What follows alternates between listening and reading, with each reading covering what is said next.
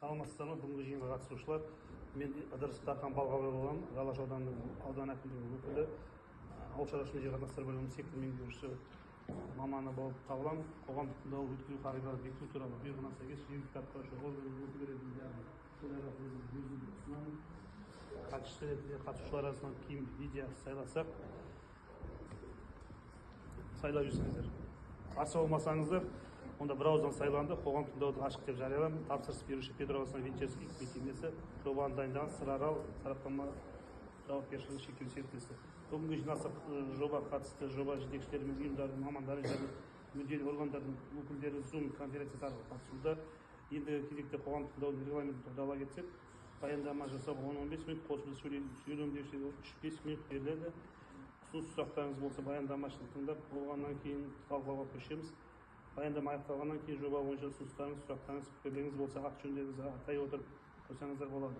Осы регламентте келіссеңіздер, қоғам тыңдауды күн тәртібімен регламенті бірауыздан бекітіледі.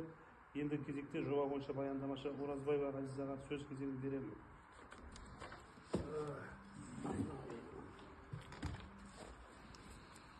Саламатсыздар ма? Тағы да қош келдіңіздер. Бүгінгі қоғамдық тыңдаудың тақырыбы қоршаған ортаны қорғау бөлімдерімен 2025-2026 жылдарға арналған Петроказахстан Ventures Inc. мекемесінің оңтүстік Дощан кен орны үшін атмосфераға зиянды заттардың жол берілетін шығарындылары нормативтерінің жобасына қоғамдық тыңдау өткізіледі. Жобаны әзірлеуші Сырарал сараптама жауапкершілігі шектеулі серіктестігі, ал тапсырыс беруші Петроказахстан Ventures Inc. мекемесі. Келесі слайд. Оператор туралы жалпы мәліметтерге тоқталсақ, оператор қызметінің негізгі саласы шикі мұнай және ілеспелі газ өндіру жұмыстары болып табылады. Жобаларды әзірлеу мақсаты 2025-2026 жылдарға арналған атмосфераға зиянды заттардың жол берілетін шығарындылары нормативтерінің жобасын түзету, қоршаған ортаға қорғау тиісті бөлімдермен әзірлеумен қатар жүретін бірқатар жобаларды іске асыруға байланысты жүргізілді. Бұл жобаларды іске асыру кәсіпорынның ағымдағы өндірістік қызметін қамтамасыз етуге бағытталған. Біз Жалағаш ауданы Петроказахстан Ventures Inc. мекемесінің оңтүстік Дощан кен орны осы Жалағаш аумағының аумағында орналасқан. Келесі слайд. Мына жерде ситуациялық карта көрсетілген кәсіпорынның. Мына қызылмен белгіленіп тұрған жерде Южный Дощан деп жазылып тұр. Оңтүстік Дощан негізі бірнеше оңтүстік шығыс Дощан және солтүстік шығыс Дощан мекемелері қарастырылады, бірақ олар Сырдария ауданына қарасты, ал дәл осы жерге қарасты оңтүстік Дощан кен орны. Келесі. Одан кейінгі слайд. Қоршаған ортаға, келесі слайд. Қоршаған ортаға әсері атмосфералық ауаға зиянын бағалау.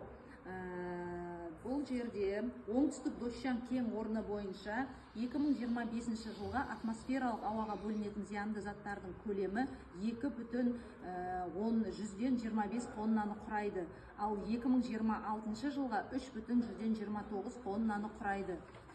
Келесі, құрылыс және пайдалану кезеңінде суды тұтыну және суды бұру.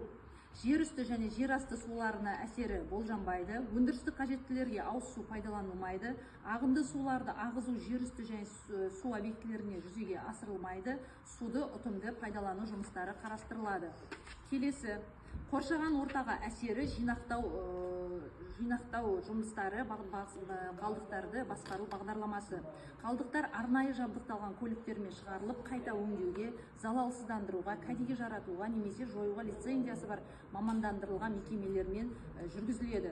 Қалдықтарды уақытша сақтау 6 айдан аспайтын мерзім ішінде қарастырылады, тек мамандандырылған орындарды, ыдыстарда және мамандандырылған алаңдарда ғана жүзеге асырылады. Бұл қоршаған орта компоненттерінің ластануын төмендетеді немесе толығымен жояды. Келесі, топыраққа, өсімдіктер мен жануарлар әлеміне әсерін бағалау. Осы оңтүстік Дощан аумағындағы мекен ететін жан-жануарлардың және өсетін өсімдіктердің суреті бейнеленген. Келесі, Өсімдіктер мен жануарлар түрлерінің популяциясының өзгеруі болжанбайды. Негізгі көші-қон жолдары жобаланатын объектіден тыс орналасқан. Жоспарланған іс-шаралар құстар мен жануарлардың көші-қон белсенділігіне әсер етпейді. Топырақ қасиеттерінің өзгеруі күтілмейді. Топырақ-аралық қасиеттерін сақтайтын болады. Өсімдіктер мен жануарлар әлемінің өкілдерінің генетикалық қорына әсері жоқ. Келесі, өндірістік экологиялық бақылау.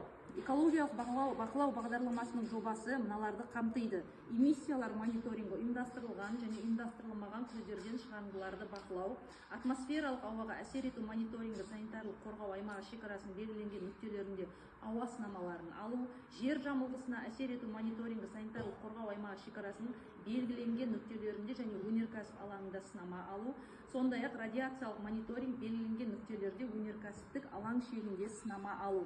Операциялық мониторинг шеңберінде объектіде жабдықты пайдалану кезінде оның жай-күйін анықтау үшін ішкі тексерулер жүргізіледі. Келесі слайд. Қоршаған ортаны қорғау жөніндегі іс-шараларға төмендегілер жатады.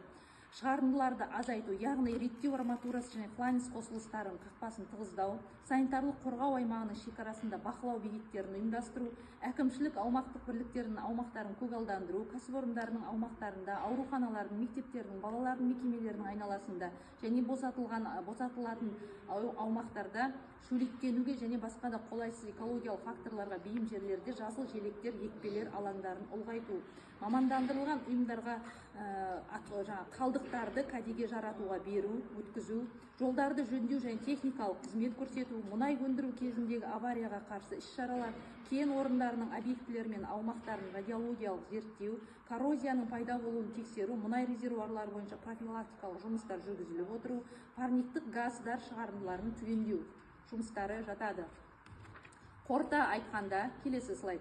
Осы жұмыста келтірілген материалдар негізінде келесі қорытындыларды жасауға болады. Яғни, жоспарланған қызметтің атмосфералық ауаға әсер ету рұқсат етілген деп бағаланды.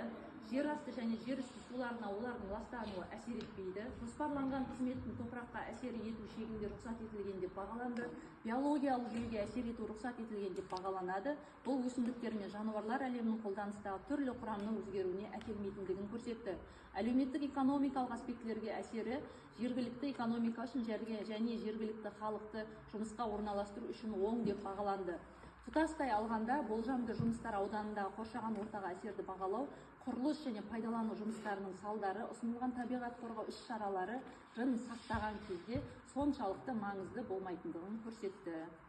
Назарларыңызға рахмет.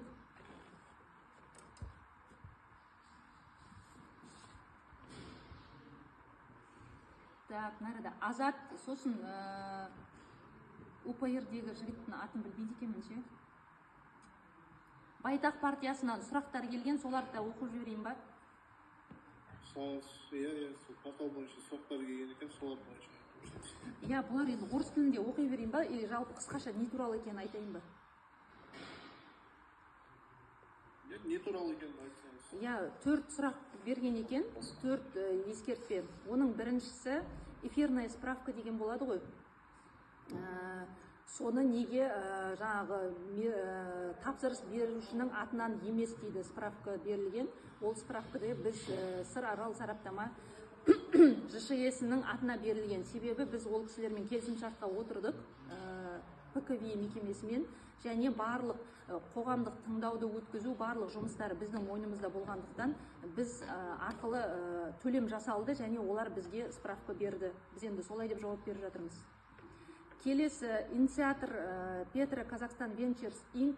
инициатор болып саналады дейді. Бірақ бұл филиал дейді. Ол қоғамдық тыңдауды өткізуге құқығы жоқ деп жазған. Оған енді бұл кісілерде положение бар екен. Біз оны егер керек болса прикрепить етеміз. Сол положениеге бойынша Петр Казахстан Ventures Inc. мекемесінің атынан бұл Қызылорда филиалы жұмыс жасай алады деген положение бар. Одан кейінгі үшінші сұрақ, неге бұл жерде оңтүстік 3 кен орны қарастырылған ғой? Неге 3 осы кен орнына 3 рұқсат алынбайды және 3 проект жоба неге жасалынбайды деген сұрақ. Оған да біз енді жаңағы кодексқа сүйене отырып 3 рұқсат жасау міндетті емес, яғни жасауға, біріктіріп жасауға болатындығы туралы мәлімет беріп жауап жазып отырмыз. Одан кейін қоғамдық тыңдауда болмауы отмена жасасын деген енді біз онымен келіспейтіндігіміз жөнінде жауап жазып порталға салып жібердік. Осы ескертпелердің барлығын протоколға енгізіп, жауаптарыңыздың барлығын бұл жақта енгізесіздер ғой. Басқа департамент тарапынан сұрақтар, сараптама барысында ескертпелер беріледі, басқа сұрақ жоқ. Жақсы.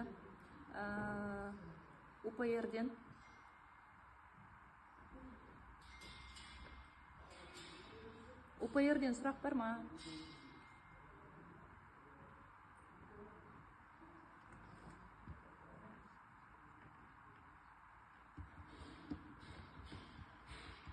Сұрақ жоқ, управление сұрақ жоқ.